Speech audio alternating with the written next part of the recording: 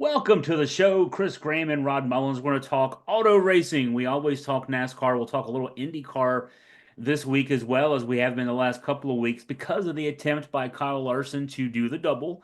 We'll talk. Let's start there. My amateur weather forecasting skills obviously not what they needed to be. When we talked last Friday, the weather forecast looked like it was going to be favorable. Then there was some rain in the Indianapolis area that affected things on Sunday. Don't think that had anything to do though with Kyle Larson getting out of the race, getting knocked out of the race just short of halfway through. Obviously, then not able to finish the double. He did end up flying down and getting in the Coca-Cola 600, but disappointing day for Kyle Larson. And let's start there because I know there are other things that are not disappointing for race fans, but Kyle Larson was a disappointing day.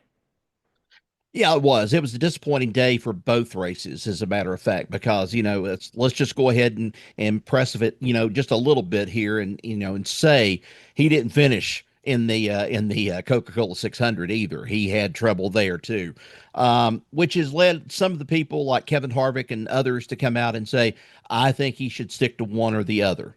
If he's going to do IndyCar, then he needs to race IndyCar, but he doesn't need to try to do a double double. It's just, there's just too much. That double, there's just too much involved with it. And I don't know if Kyle Larson was really ready. I think Tony Stewart probably, give or take a couple of things. Tony Stewart knew what the drive was. He's raced open wheel before. He knew about that. He knew how it was going to be. He had raced at Indy before. But he's probably the best benefactor coming out of this whole thing of doing the double. But Kyle Larson, it was almost as if, he hadn't learned a lesson. Last year he did okay. But when he came to the Coke 600, he got rained out. He wasn't able to go on any further. But this time around, it was just like the pieces are in place, but there was so much else going on behind the scenes and on the track. Um, wow, it just he got caught up in a wreck and then put to the wall and then out. He's done for the day, and so he was able to go and jump on the plane, get to Charlotte, and then things got from at least so to worse at that point. Now, from a viewership standpoint, the interest in both races, heightened by lots of things, Kyle Larson being one of them, was really good. Both, Fox did well with Indy, the Amazon did well with the Coca-Cola 600. So, talk about that part of things. I mean, from the viewership standpoint, we had a lot to keep our attention, and a lot of folks tuned in. Well, I mean, from the perspective of Fox doing the IndyCar race and doing the Indianapolis 500, something like 7 million viewers. That was a lot for this. I don't think they've had that ratings at least in maybe 10 or 12 years, something like that. I think was the last time back in the at least around 2012, 2013. I think it may have been, or it may have been just a little bit further back, but they haven't had ratings that good in quite a while. I know Fox brings a lot to the table, but I think Fox threw everything but the commode and the kitchen sink into this. And I think that you could clearly see they had poured everything into it in order to be that flash in that immediate pan, in order to cover that Indy 500 race. Now the question will be how they will do for the rest of the season of the IndyCar series. It's one thing to do that Indy race and do the Indianapolis 500, but then how's your coverage for the rest of the year? How's it going to be? I think the only thing that probably got me out of the whole thing was, I think Danica Patrick was probably talking a little bit too much sometimes. Tony Stewart was probably the most informative of anybody that was talking there at the table. And Chris Myers just needs to go ahead and give it up from the table. I'm just tired of listening to Chris Myers, and I'm not trying to slam him because he does preseason Tampa Bay Buccaneers football on the local affiliate, I think the Fox affiliate or something down in Tampa, but it just wasn't him. It wasn't him. And I am beginning to feel the same way toward the NASCAR thing. I just don't feel like he fits in as well as he used to. So, there's a lot of question marks about NASCAR, especially going into next year with Fox, since their coverage has already ended and so forth, and how the Indianapolis 500 turned out for them. On the other side, you couldn't do you couldn't do any better than what Amazon Prime did, especially for a nighttime race that started after 6 o'clock. It wasn't on a network television, TV station or anything like that. This was on Amazon Prime, and I was worried about feed problems. I was worried about different things like that. And by gosh, they blew me out of the water on this. And especially the thing about the ads. This is what NASCAR had, or what fans had been clamoring for all year. And it's like, hey, give us a picture about the same as to what the ad is, to where we can see the action going on the track, and then we'll know what's going on, and then you cut back to it as soon as that commercial's over with or what's going on. And it was perfect. I mean, I couldn't ask for any better coverage from Amazon Prime. And this is the way, to me, I think NBC should have been in the first place. And I'm going to say that. And I think Fox needs to learn a lesson from it too. They put this thing together, and what, 2.5, almost 2.5 million, I think, is what viewed the Coca-Cola 600 on Sunday. So, and they saw Ross Chastain, first time winner at the Coke 600. Big win for him coming from behind. It was just, and then as we get through this thing, we start hearing a little bit more about Denny Hamlin complaining about Ross Chastain's driving style on the track once again. And I'm like, yeah, Denny Hamlin had a chance to maybe put that race away, but then he ran out of fuel. So, we've got a lot of different opinions about this race and what took place on Sunday night in Charlotte. So I looked up the numbers just to verify everything there, Rod. Mm-hmm. 7.05 million viewers for the Indy 500, up Mm-hmm. 40% from last year. Right. They were just over 5 million last year. And you're right, it was back to 2008 was the last year that the Indy 500 got more than 7 million viewers. Now, the interesting thing, Amazon it's the first streamed race in NASCAR Mm-hmm. history. 2.7 million viewers, which for Amazon is obviously a huge number. For NASCAR on the course of the season, a good number, but it was down a bit from previous Coca-Cola 600s from what I'm reading. So, Mm-hmm.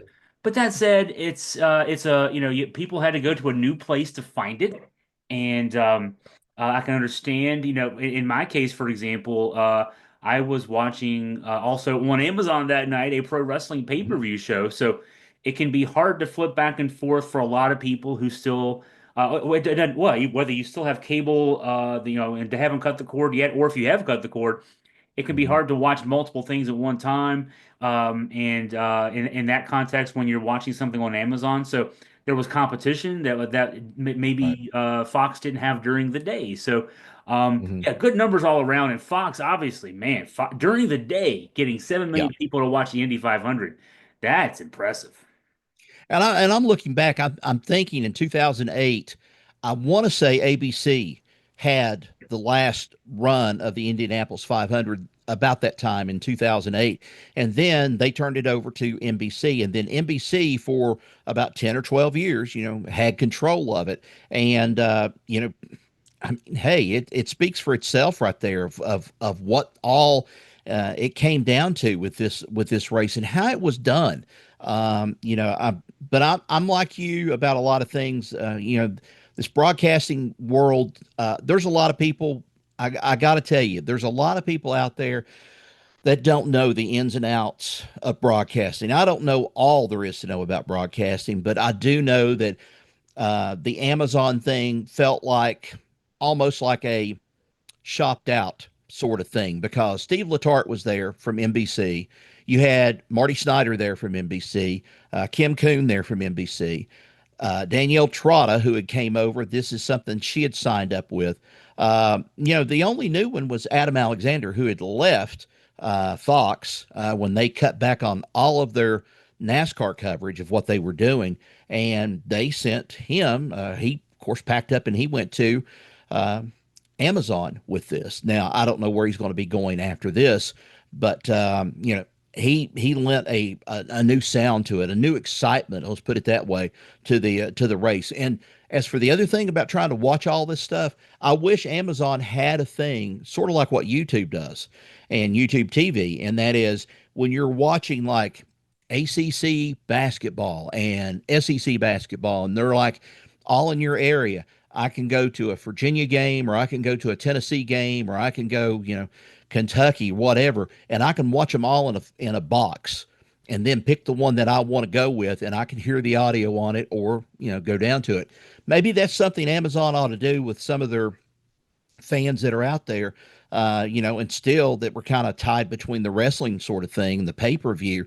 Maybe they could have done something like that to be able to accommodate, the viewers that they had that was trying to watch both of them at the same time. That's an idea. And you'd like to think that as Amazon does more of this, where they're broadcasting, I mean, they have a baseball game every week. Apple TV does as Mm-hmm. well. They're doing football during the NFL season. They're getting more and more of those games. And in addition to, yeah, the wrestling now as well, and NASCAR. I mean, yeah, there's a lot of things that they've got. You got to work on that interoperability Mm-hmm. that is important that you're used to when you have cable TV. So. Right.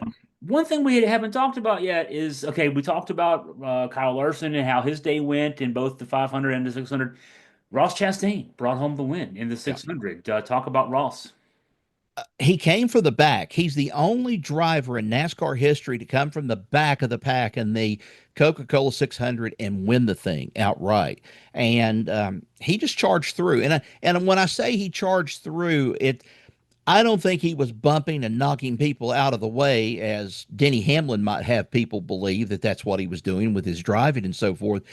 But he raced his way to the front, and good tires, planned his pit stop out, things like that. And I know some of the drivers had some problems with pit stops and so forth on Sunday, but Denny Hamlin had ran, gosh, I'm thinking something like 50 or 60 some laps or something at Charlotte, maybe about 50 some laps. And then he had went into the pits at a time of where he really needed to be out there on the track. And when he had to pit, his chances were gone after that. And so, I think that Chastain needed this race. Trackhouse Racing needed this race because they've not had a good season so far. I mean, Daniel Suarez, he's been up and down, hot and cold. Shane Van Gisbergen, that's another one that's kind of hot and cold right now. I think that the Supercar Series and the NASCAR Series, they're not interchangeable like he first thought that they might be. That road race, I think, sent him some false signals of what NASCAR was all about. And I don't think he's quite used to the ovals just yet, and especially the tracks like the cookie cutter, the dog leg tracks.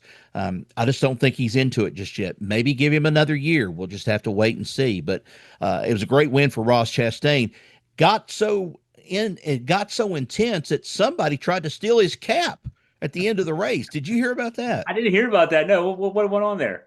Here he was, he had a cap on. He was sitting in his car and he's trying to get to victory lane and try to pull in there to victory lane after he had smashed the watermelon. And they've got the actual in-car footage of something, and you can hear the microphone. And the guy talks to him and says something. He says something to him. He says, great race, or something. And then the next thing he says, hey, you hear Chastain yelling, give me back my hat. Give me back my effing hat. And I'm just like, what in the world's happened here? The guy tried to take it for a souvenir. And then finally, I think he brought it back to Chastain. But, this was somebody that I don't know if they were supposed to be on the track or what, but they went to grab the cap. They grabbed it off of his hat and everything as he was trying to make his way to victory lane. And it could have been pandemonium right there. That's almost as funny as the guy who got in the pace car at Talladega back in the 80s and decided to take the Pontiac Firebird, Trans Am, whatever you want to call it, around the track. And then the Alabama Highway Patrol and all the other people converged on him, boxed him in, and then, of all things, we've been talking about arrests and different things like that here, prior to coming on the show, but they jerked this guy out by the hair of the head. And I mean, they started beating on him at that time. And it was just like, you don't do that at Sacred Talladega. Well, stealing your hat, that's kind of like the old Jim Croce song, you don't pull on Superman's cape and things like that. You just don't do this with Ross Chastain. You don't steal his cap and expect to come out a winner out of this. I watched a video online today. A New York Yankees fan at the Yankees LA Angels game in Anaheim, so on the West Mhm. Coast last night. got on the field. He's running around, and that happens. I mean, drunk guy gets on the Yeah. field. This guy was pretty good though. Like he ran from one side of the field to the other. The security guards are chasing him around. You can almost hear like in your head the Benny Hill music playing. And one like he sidestepped one security officer, and the guy like dove for him and missed the tackle. And so this guy like gets back to his original seat in right field and dives over the wall, and he's like, "Yeah!" And then a security guy dived over the wall and got him. And you talked about pulling a guy by his hair. They pulled him back onto the Oh. field. They started pummeling the guy. Yeah, you don't do that. You don't The do that. best, the yeah, the best one I've ever seen though, and I have to. He autographed it this way. Somebody had taken the picture, I think, with the Cincinnati Enquirer, and they had a Johnny Bench jersey on, and the guy comes running out on the field. I think he was only like 18, 19, something in that neighborhood.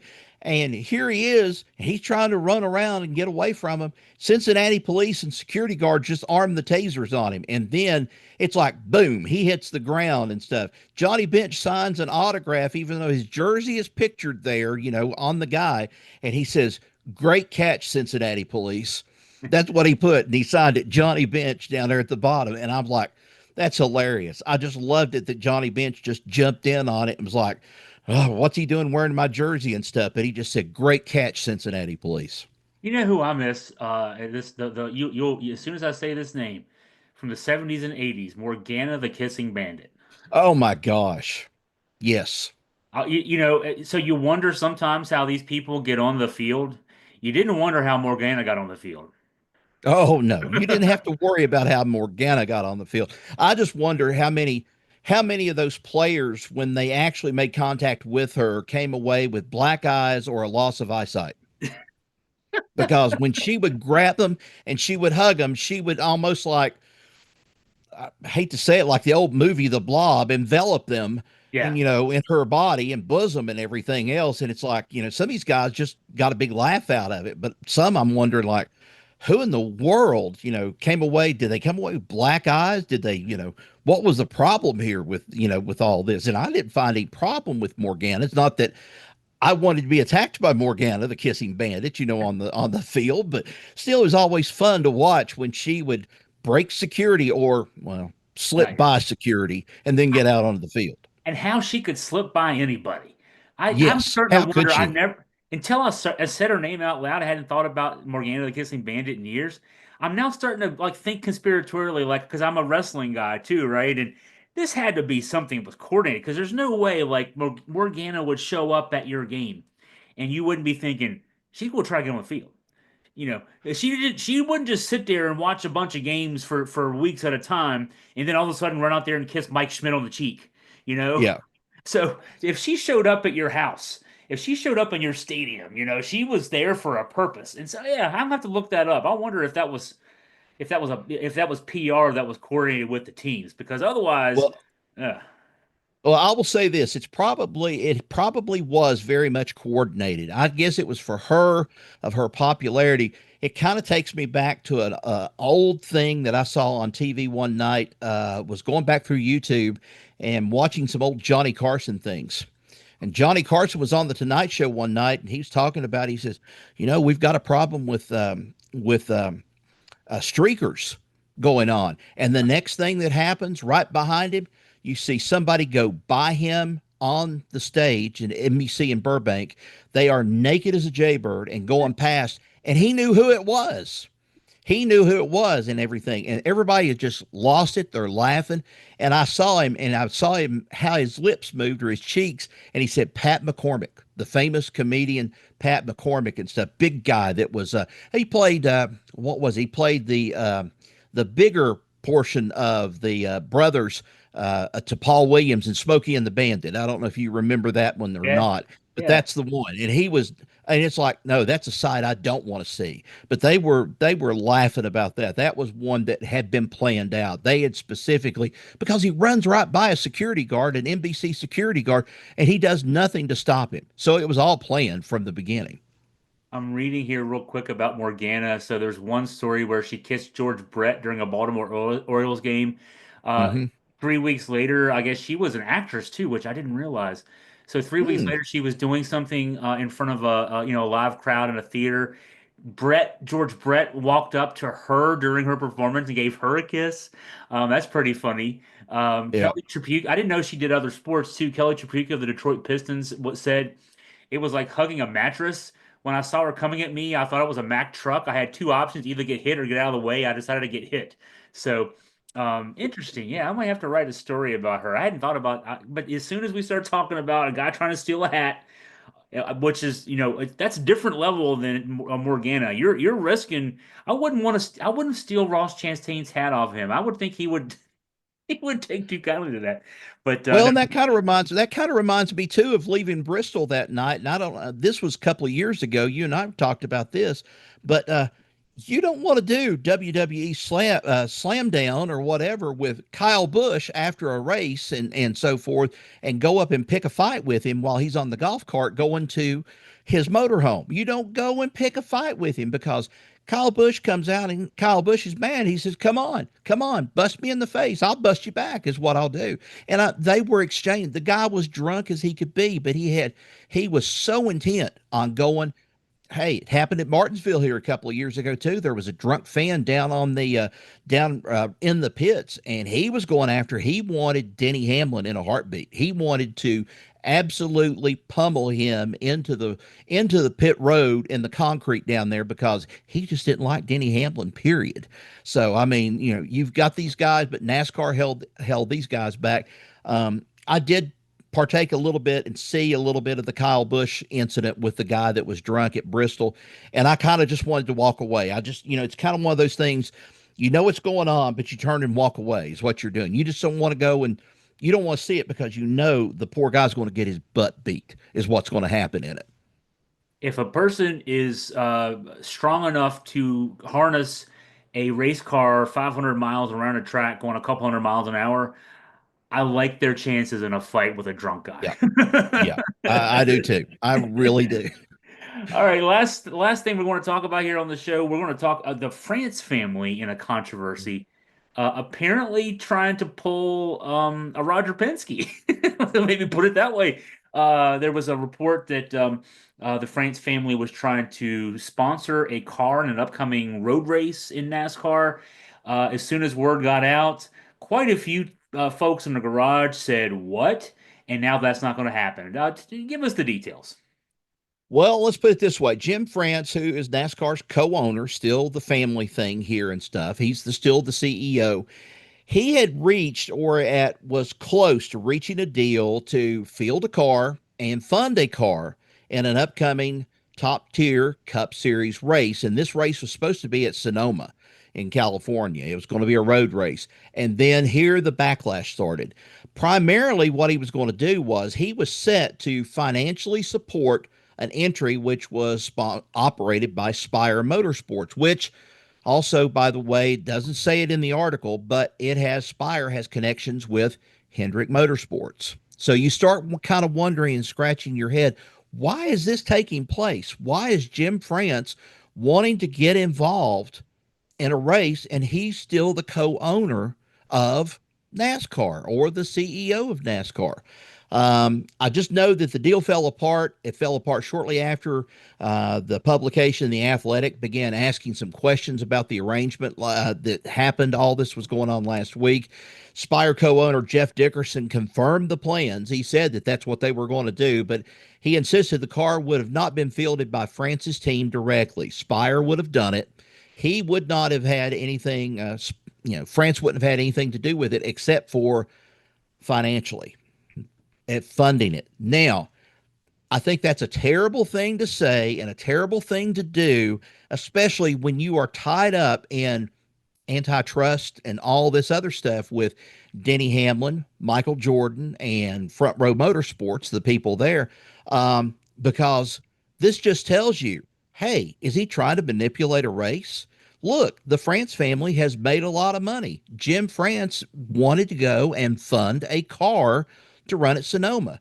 and you're asking the question whether or not there's questions about antitrust in this and monopolizing things, sounds very fishy to me. But the Athletic kind of got the cap on it real quick, and Dickerson, who's co-owner of Spire, said he didn't get a good guy deal out of the whole thing and was going to pay the same price anyone else would have for having Spire run an extra car, which can stretch resources and cause distractions to the full-time series. So in essence, it was almost like he was going to run kind of like a ringer car. That's the way I kind of feel about it. He was going to run a ringer car. Uh, was he going to race somebody? Was he going to wreck somebody? I don't know what he was going to do, but it smells. It's got an odor about it, and it's an odor definitely unlike cheese, but it's close to being a dead thing right here. Is what it is. It's a dead deal, but it still reeks out of this whole thing. And there's no equivalent that I can think of. I've been trying to rack my brain since I read this story this morning of an equivalent in other American sports, even international sports. And there's none because you think about like the NFL, MLB, NBA, NHL, the commissioner in those leagues is appointed by the group of owners. No one really Mm-hmm. owns any of those leagues. Uh, Right. Nobody owns the NCAA. I mean, okay, so Vince McMahon for a number of years owned WWE, but the matches are predetermined. So, yeah, he put himself in a storyline, sometimes won matches, but that's Mm-hmm. not the same as, well, I mean, some NASCAR fans might think that it is the same if you're Yeah, that's true. if you're booking if you're putting yourself in a race and then you're also in charge of the rules. That was kind of the thing we talked about last week with Penske and I mean, Penske owns IndyCar. Penske owns a team in IndyCar. Penske's team gets caught cheating. He has to fire guys because otherwise it looks like, oh yeah, you got caught cheating, but I'm not going to do anything because I own both. I mean, so yeah, this is just it. All it does to me is it reinforces just how weird NASCAR is in this respect.